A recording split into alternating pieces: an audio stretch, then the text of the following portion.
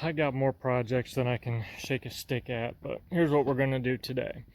Anybody that's been following along, I've been trying to get my grandfather's old motorcycle running right. She's been sitting for a long time. Um, After rebuilding the carburetors and adjusting them, trying to get them set right, it'll run, it'll fire up right now. It does have a little bit of a lag when you give it throttle, and I think that's just more of an air fuel mixture adjustment. But right before I took the carbs out for the last time, I had actually ordered another set of carburetors that just came in yesterday. So I took the bowls off, took a look at the jets and everything, checked the slides, which I'm assuming the diaphragms are still good in this one as well. Um, uh, Somebody had been maybe playing around in there.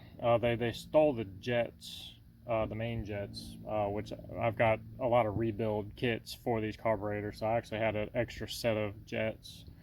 I threw those in, but since I've got nothing else to do today, I'm gonna swap carburetors and see if it runs any better. So what we'll do in this video is I'll just gonna give you like a quick rundown how to swap out these Virago carburetors. Obviously, the first thing you want to do, pop the seat off, then you can pop your fuel tank off. You know, disconnect your fuel lines on both sides, and then what I do is I go ahead, loosen your intake boots, and then you can give those a little twist, pop those right off like so. And then something interesting was when those carburetors came in, the guy threw in an extra set of boots and some other parts, and I noticed the new boots that came in, they actually have like a port, like a vacuum port. And since I don't have a manual for this bike, the only thing I can think of is I think they run to an enricher, or they run to the petcocks on the fuel tank, because I know some of these petcocks, like these guys, they'll actually have like a vacuum port.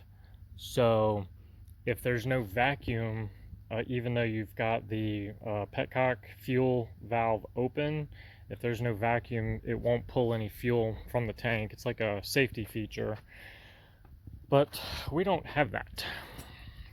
So anywho's, I'm just going to stick with the original boots. I've already loosened these, so you just give them a little squeeze, and they should just pop right out.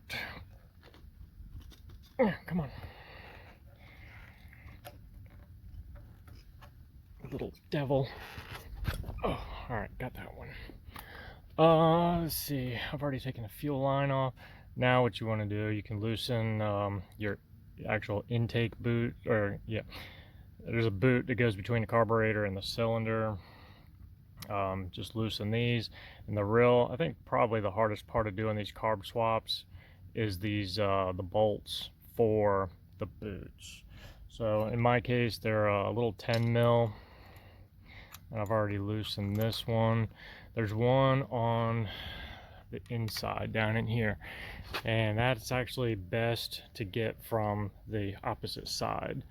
So there's the zoom. So you'll see that the boots actually have a little cutout in them. So what you could do is, if you can get your wrench down in there and get that little 10 mil bolt loose, when you pop the bolt out on the other side, you can slide that boot out. So I might have to set the camera down. Yep, I would definitely put some ooga doogas on that one, because the problem I was having was the bike wasn't running on both cylinders. It was only running on the rear cylinder, and I thought I was getting like a massive vacuum leak somewhere.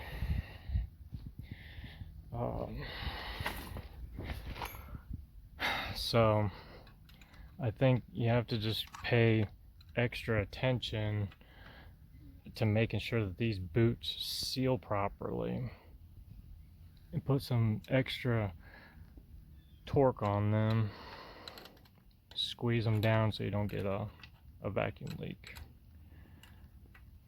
So that's something to be mindful of when we go to put these back on.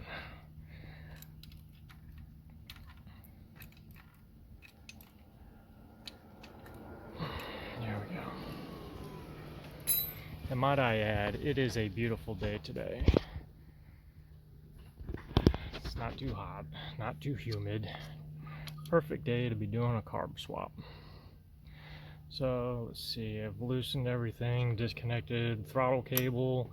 On the other side, you'll have a choke cable. Oh, vacuum ports. So let's see. Grab you a pair of needle nose pliers, and you can pop these right off.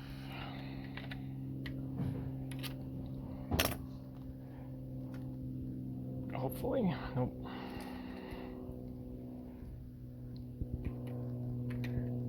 Of course, I'm using my non-dominant hand to do that. So these should slide right off. Alright, got one. Come on, you little devil.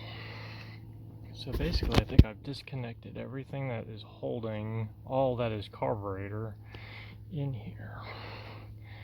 Now, you just kind of have to mess with just kind of twisting it and sliding it out of those intake boots. Actually, you know what? Tell you what, we'll go ahead and we'll finish taking the bolts out. All right, so we'll finish pulling these bolts out of the intake boots. Try to get this clamp out of the way so I can get that bolt all the way out. Come on. Slide that up out the way. Money.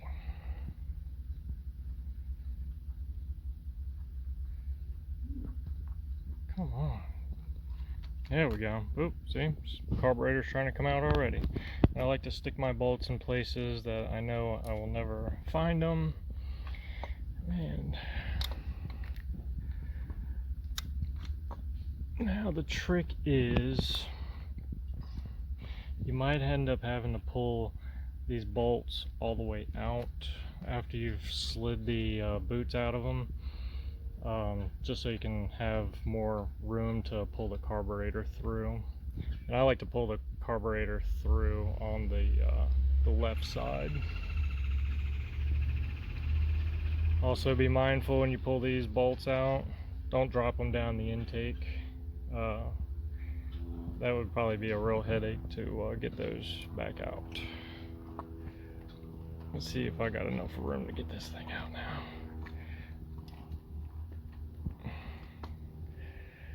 Oh, it's so nice to have both hands when I'm doing this.